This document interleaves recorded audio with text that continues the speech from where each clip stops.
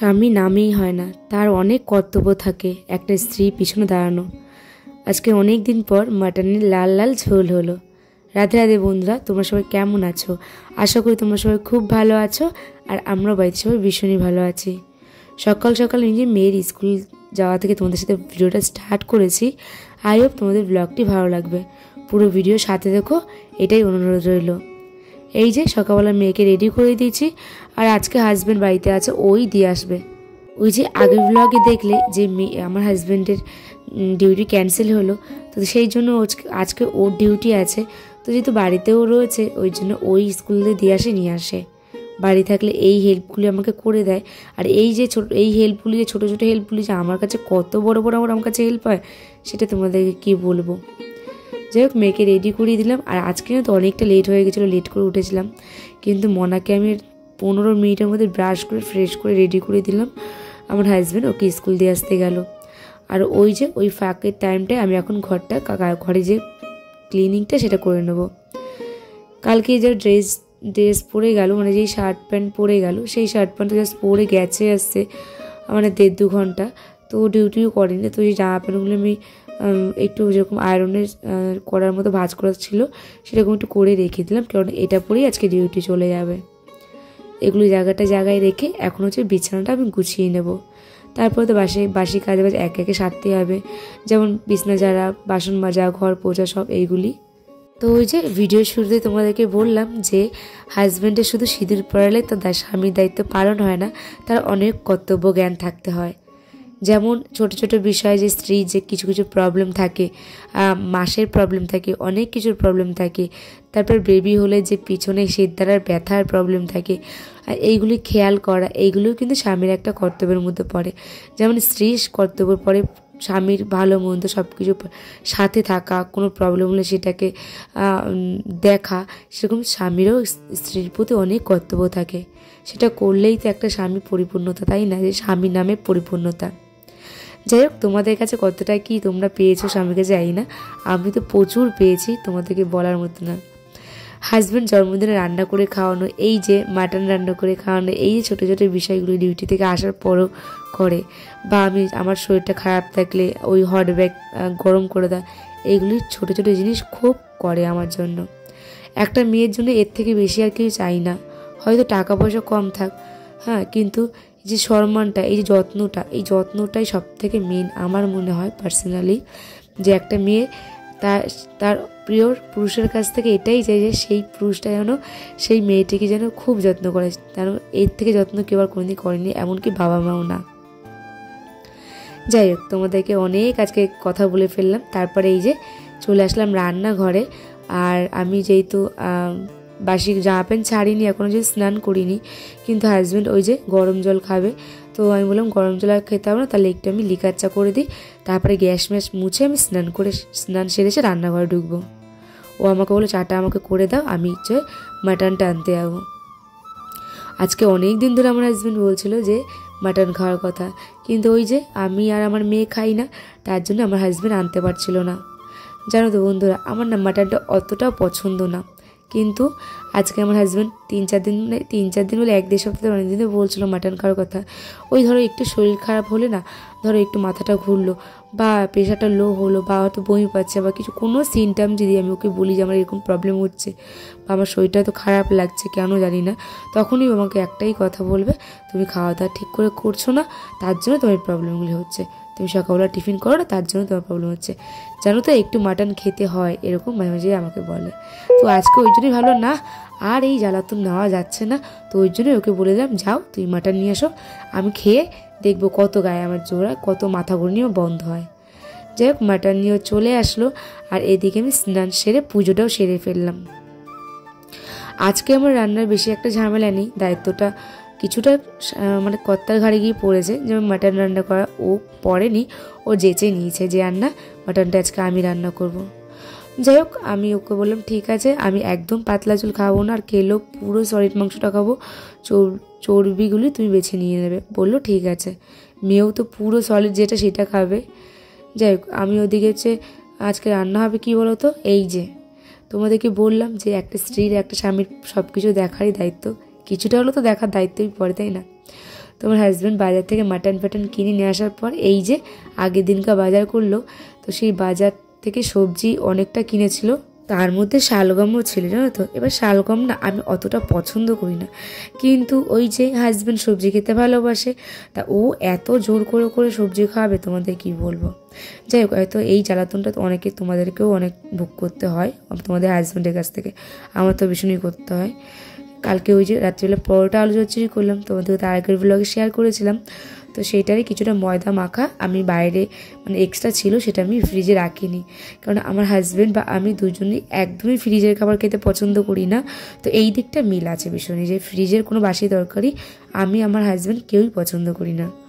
তো ময়দাটা বাইরে একদম রেখে দিয়েছিলাম, ফ্রিজেরটা খেতে না একদম ঘৃণা করে, জানো না, কেমন একটা খাই না খেতে খেতে একটা এরকম অভ্যাস হয়ে গেছে, খেতে ইচ্ছা করে না। ওই যে একটা পরোটা এক্সট্রা ছিল, আর তিনটে ভেজে নিলাম, দুটো করে দুজনে একদম পেট ঠেসে টিফিনটা সেরে নিলাম। আমার হাজব্যান্ড প্রায় সময় আমাকে বলে যে সকালবেলার টিফিনটা পেট ভরে খেতে হয়, তাহলে সারাদিনে অতটা ঘাটতি লাগে না, সকালবেলা তুমি টিফিনটা সারলে তোমার অতটা শরীরে ক্লান্তি আসবে না। যাই হোক ওর কথাটাই শুনলাম, আজকে দিনটা পরোটা করে নিলাম, আর যে কালকের আলু তরকারিটা ছিল ওটাই গরম করে নিয়েছি, একটু গুঁড়োর সাথে নিয়ে নিয়েছি। তারপরে দুজনে মিলে টিফিনটা সেরে এই যে রান্নার দিকে চলে আসলাম। ওই যে বললাম আজকে আমার রান্নার ঝামেলা সেরকম একটা নেই, তো ও সবজিটা সব কেটে বেটে দিয়েছে, যেরকম আর শালগম রান্না করবো চিংড়ি মাছ দিয়ে, একদম শালগমটাকে গ্রেট করে নিয়েছি। বেগুন ভাজা হবে, বেগুন তো আমি খাই না, আমার মেয়ে আর আমার হাজব্যান্ড খাবে। আর শালগম কড়াইশুঁটি, তারপরে চিংড়ি মাছ এইটা দিয়ে আর শালগম রান্না হবে জিরে আদা লঙ্কা বাটা দিয়ে, আর মাঠটা হবে একদম মশলা ছাড়া ফোড়ন দিয়ে। আর ওই যে মাটন রান্না করবে আমার হাজব্যান্ড। এইদিকে দেখো তোমাদেরকে তো বললাম আগের ব্লগে যে আমার হাজব্যান্ডের সাথে আমার কথা হয়েছে যে আমরা একটা অ্যামাউন্ট ধরে চলবো, যে ওটাই মাসের আমাদের খরচা, সংসার খরচা। তো ওই জন্য দেখো সংসারে অনেক কিছু বাড়ন্ত হয়ে গেছে, যেমন ডাল দেখলে, এখন নুনটা দেখলে, তো ওগুলি আনতে যেতে হবে। আজকে তো 29 তারিখ হয়ে গেছে, 30 তারিখ হয়ে গেছে, তো ওর জন্য আমি কাল পরশুর মধ্যে গ্রসারি বাজারটা করে ফেলবো। তো 2-3 দিন চলার মতো সব কিছুই আছে। আর এদিকে দেখো আমি শালগমটা ভাপিয়ে চিংড়ি মাছটা এই যে ভাজতে বসিয়ে দিয়েছি, আর এদিকে আমার হাজব্যান্ড মাটন রান্না করে এই যে মশলাপাতিও সব কেটে বেটে দিয়েছে, মানে বাটাটা তো মিক্স দিতে হবে, ওটা করে নেবো আমি। যাই হোক এই চিংড়িগুলো কিন্তু সাদা চিংড়ি, যেটা আমার হাজব্যান্ড আমি আমার শাশুড়ি মা তিনজনই খেতে এই চিংড়ি মাছটা পছন্দ করি, সেইটাই এনেছে আজকে। আর ওই যে তোমাদেরকে বললাম আমার শাশুড়ি মার শরীরটা ভালো না, আগের কয়েকটা ব্লগেই বলেছি, তো ওই জন্য মাকে একদম মশলা ছাড়া তেল ছাড়া রান্না করতে বলেছে। মার খাবার মানে বলতে পারো সিদ্ধই, কিন্তু রোজ তো মানুষ তো মাসের পর মাস সিদ্ধ খেতে পারে না, তো ওই জন্য একটু জিরে ফোড়ন দিয়ে, আর ওই যে শালগমটা আগে একটু ভাপিয়ে নিয়েছিলাম, শালগম আর কড়াইশুঁটিটা, তার মধ্যে একটু তেল দিয়ে কড়াইতে জাস্ট একটুখানি দেওয়ার পর আমি আলুটাকে ভেজে নিয়ে আমি ওই যে শালগমটা দিয়ে দিলাম, তারপরে একটু নুন আর একটু হলুদ দিয়ে নাড়াচাড়া করে একটু ভাজা করার পর ওটাকে অল্প একটু জল দিয়ে ঢেকে রাখলাম। আর এই যে আমার হাজব্যান্ড এখন মাটনটাকে ওই যে মশলাটা দিয়ে কিছুক্ষণ মেখে রাখবে, মানে মাখছে। ওই যে পেঁয়াজ আদা রসুন পেস্ট, টমেটোর একটু জিরে একটু ধনে ওটা সব পেস্ট করে এই যে মশলাটা দিয়ে আর সর্ষের তেল দিয়ে এখন মাখিয়ে রাখবে মোটামুটি 8 ঘন্টা কি 20 মিনিট এরকম। আর ওই যে মার শালগমটা হয়ে গেছে, আর এদিকে এখন আমাদের শালগমটা বসিয়েছি। সত্যি কথা বলতে গেলে কি বলতো, শালগম আমি খেতে খুব একটা ভালো না বাসলেও আগে একদিন এরকমভাবে রান্না করেছিলাম, যেরকম আজকে যেইভাবে করছি। সত্যি কথা বলতে সেদিনকে খেতে এত ভালো লাগছে, শালগম তোমরা ধরতেই পারবে না, সেই টাইপেরই আজকে করছি, যেহেতু আমি শালগমটা ভালোবাসি না তার জন্যই। ওই যে ফার্স্টে জিরে ফোড়ন দিয়ে তারপরে টমেটো মশলা নুন হলুদটা দিয়ে মশলাটাকে তেল ছাড়া অবধি কষিয়ে নিয়ে এই যে ভাপানো শালগম আর কড়াইশুঁটিটা দিয়ে দিলাম। তারপর ওর মধ্যে একটু নুন আর একটু হলুদ দিয়ে এই যে কষাতে শুরু করে দিলাম। ভালো করে এটাকে আরেকটু কষিয়ে নিয়ে এইটাকে অল্প একটু জল দিয়ে ঢাকা দিয়ে দেবো, না দেওয়ার মতো জল, কেননা অলরেডি তো এটা ভাপানোই আছে, একটু সেদ্ধ আছেই। তারপর নামানোর আগে চিংড়ি মাছটা দিয়ে নামিয়ে নেব। আর কি বলতো, এইটা এমন একটা তরকারি নেই, এইটা দিয়ে না তুমি হচ্ছে রুটিও খেতে পারবে, ভাতও খেতে পারবে, পরোটা যা কিছু খেতে পারবে, এত খেতে ভালো লাগে। এইটা সব কিছুর সাথে যাবে এই তরকারিটা। আর যারা শালগম খেতে ভালোবাসো না তারা এরকম করে একবার খেয়ে দেখো, সত্যি খুব ভালো লাগবে।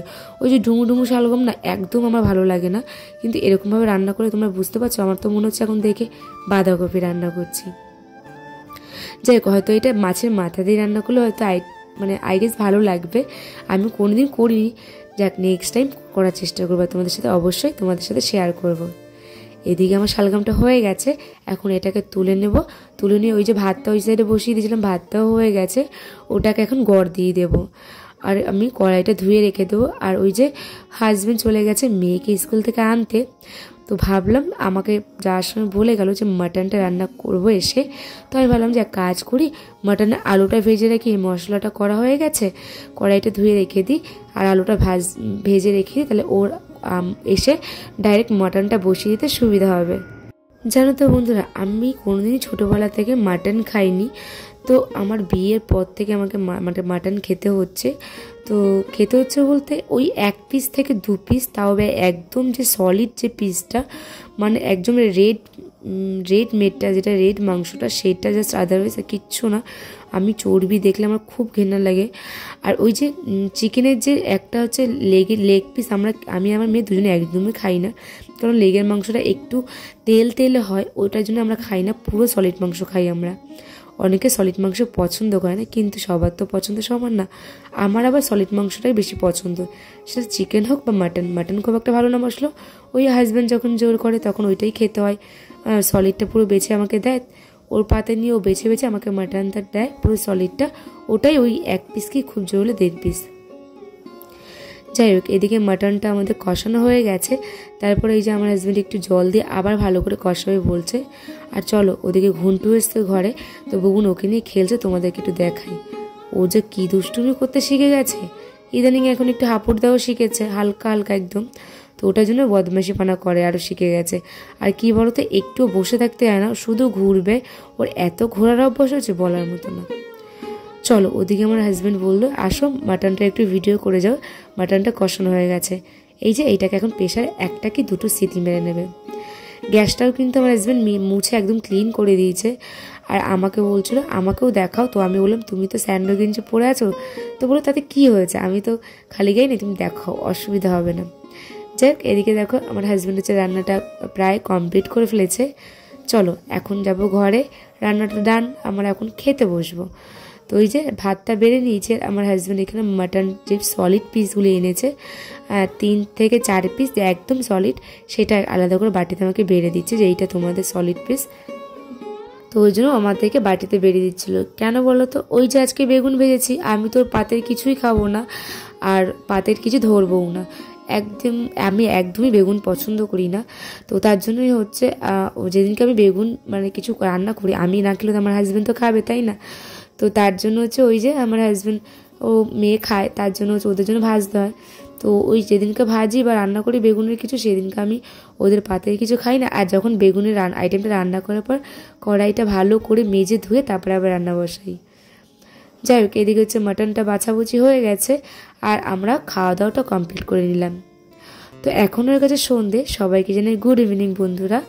চলো একটু এখন কফি নিয়ে নিই, আর এখন একটু কফি খাবো। হাজব্যান্ডকে দিয়েছি চা, কফি খাবে না বললো, আর একটু রুটি করে নেবো। হাজব্যান্ড যাওয়ার আগে একটু রুটি খেয়ে একেবারে ডিউটি চলে যাবে। ওই যে দুপুরবেলা মাটনটা আছে, তো মাটন তো আমরা মেয়ে খুব একটা ভালো খাই না, তো আমার হাজব্যান্ড খেয়ে 2 রুটি করে দেবো, খেয়ে ডিউটি চলে যাবে। চলুন তাহলে ভিডিওটা এখানে এন্ড করছি, ভিডিওটা বাড়াবো না। ভিডিওটা কেমন লাগলো প্লিজ তোমরা কমেন্ট করে জানিও। আর এভাবেই আমি পাশে থেকে, তোমরা অনেক অনেক ভালোবাসা তোমাদের লাগবে, আর অনেকটা দূর আমার যেতে হবে। চলো টাটা, সবাই ভালো থেকো, সুস্থ থেকো।